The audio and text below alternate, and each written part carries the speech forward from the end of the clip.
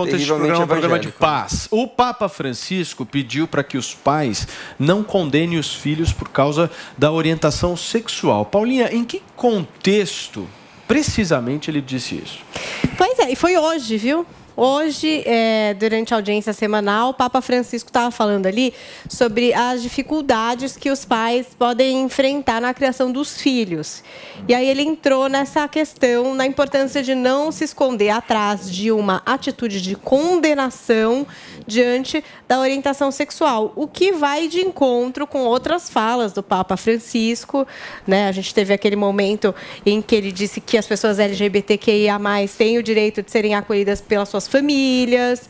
Ele também já chegou a entrar até numa questão assim, tipo, a Igreja Católica pode não aceitar a união das pessoas ali do mesmo sexo, mas que deve apoiar leis de união civil que são destinadas, claro, a dar os direitos igualitários em áreas como acesso à saúde, como divisão de bens. Então, o Papa, aos poucos, vai se posicionando assim, mas lembrando que a Igreja Católica, por exemplo, não celebra casamentos homoafetivos, né? Isso não pode acontecer de acordo ali com o que vem convencionado dentro da igreja. Existe uma divisão muito grande também, né, Paulinha, entre uma ala mais conservadora e uma ala mais progressista dentro da Igreja Católica e que dificulta justamente esses consensos sobre esse tema, né? Esse é um tema que é um paradigma na Igreja Católica há muito tempo. E o próprio Papa Francisco já teve discursos mais antigos, né, indo contra essa orientação, né, esse apoio, né? Agora recentemente ele tem mudado um pouco. O que você pensa sobre isso, Felipe? Eu penso que amar os filhos, o amor, ele é incondicional, o amor dos pais. Então, o pai e a mãe têm que amar o filho, qualquer que seja a escolha dos filhos. Agora, realmente, o cristianismo, ele tem essa questão de, pelos evangelhos, né, que é de onde vem a Igreja Católica, de onde vem o papado, de que existe homem e mulher. Agora, homem e mulher e somente o sexo masculino e feminino é o que diz a Igreja Católica, é o que diz a Bíblia. O gênero, sim. Pois é, então dentro desse contexto, agora, uma linha muito... podem se amar assim como homens se amam também. O homem e mulher, ok. Claro, mas divisão, dentro disso, a Bíblia diz que o homem... Existe, é fisiológico. Que o homem ama a mulher sexualmente e a mulher ama o homem e somente. É isso que a Bíblia diz. Então, o que a Igreja Católica segue é a Bíblia. Então, fica numa situação complicada, mas isso não impede de que os pais amem os seus filhos, eles têm que amar incondicionalmente. Se o filho fez uma escolha dele, Deus deu o livre-arbítrio, né? Se a gente defende a liberdade de expressão, a liberdade de escolhas, e Deus é o primeiro a fazer isso, né? Se a gente segue a linha da Bíblia, o Jardim do Éden, por exemplo, ele deu o livre-arbítrio, tanto que, como diz a história, né? Segundo a história, Adão e Eva caíram porque escolheram fazer algo que Deus falou para não fazer. Pagaram as consequências, mas a liberdade está aí. Por quê? Porque eu acho que não é uma questão de escolha. Tem gente que nasce dessa forma, com esse desejo. Entendeu? Eu estou dizendo de acordo com o que a Igreja Católica prega e o Papa está lá. Não, a Igreja Católica prega, só que também a Igreja prega o amor. Sim, entendeu? Exatamente. Por isso que o amor incondicional dos pais tem que ser incondicional. Não, dos pais, mas também dos amigos, da sociedade. Sim, claro. É que, no caso, porque eu tenho certeza pais, que essas pessoas que você falou que escolheram ser gays, ser lésbicas, se tivessem a chance de escolher, escolheriam se a mulher amar o homem, se é homem, amar a mulher. Porque na verdade, seria muito mais fácil. Né? É uma orientação. Seria muito mais fácil a vida deles, entendeu? Assim. Não, mas se tivessem a oportunidade... Acho que ele falou como uma escolha, que a pessoa escolhe ser gay ou ser lésbica. Se eles tivessem mesmo essa oportunidade de escolher, entendeu? Com certeza... Ela não ia querer. Com esse tanto de preconceito exatamente, que temos, né? Isso. Exatamente. Mas, por isso que eu te falo que não é uma escolha. Diferentemente do líder...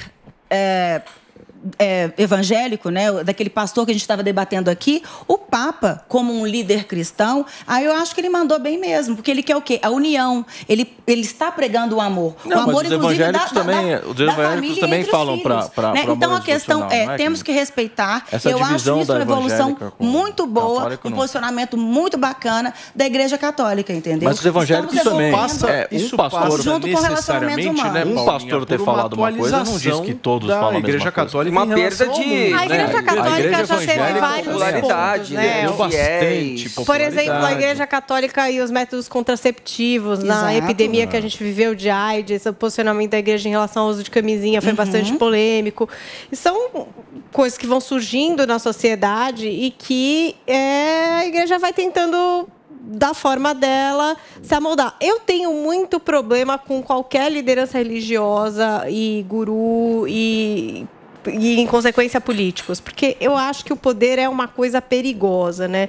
Toda instituição que tem poder, por exemplo, ame o próximo como você mesmo, é maravilhoso, é o que a Zoe está dizendo, tipo, é perfeita, a teoria é perfeita. Aí chega na mão de alguém que tem o poder e aquela pessoa começa a manipular, ou por uma questão política, ou por uma questão mesmo de poder, de ver o que acha, de como mexe com a sociedade.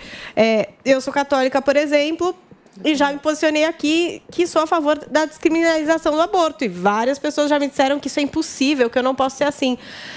Que não dá, né? Você não pode ser católica e não pode ser a favor da legalização do aborto. Enfim, eu sou assim. E isso é alguma coisa que também mexe, por exemplo, com uma parte política. A Igreja Católica mesmo já perseguiu mulheres, né? Sim. Já fez guerras e tudo também meio em prol de uma grana, de um dinheiro, de um terreno. Gente, até a gente discutiu os padres aqui, né, Zoe? A questão do casamento. Exatamente. Se podia casar, se não podia. Durante muito tempo, a teoria de que não podiam exatamente pela questão dos bens, né? Para não comunicar bens, para não dividir os bens da igreja. Então, assim, são muitas questões extra à essência, porque a essência do cristianismo é maravilhosa.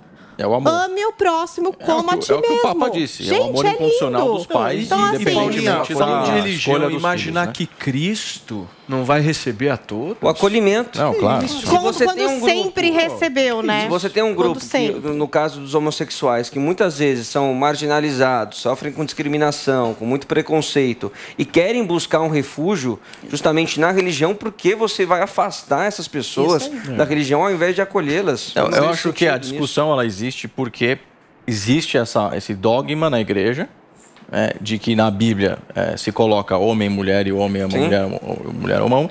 E aí acho que a religião, ou as igrejas, inclusive as evangélicas, estão evoluindo. E para entender o que Jesus deixou é que a gente tem que amar incondicionalmente as pessoas. Essa é a mensagem do cristianismo. Jesus morreu por todos e foi pelo sacrifício dele, né? Ele mesmo disse isso, que nós temos acesso a Deus, né? Ninguém vai ao Pai senão por mim, foi o que Jesus disse. Então esse amor incondicional...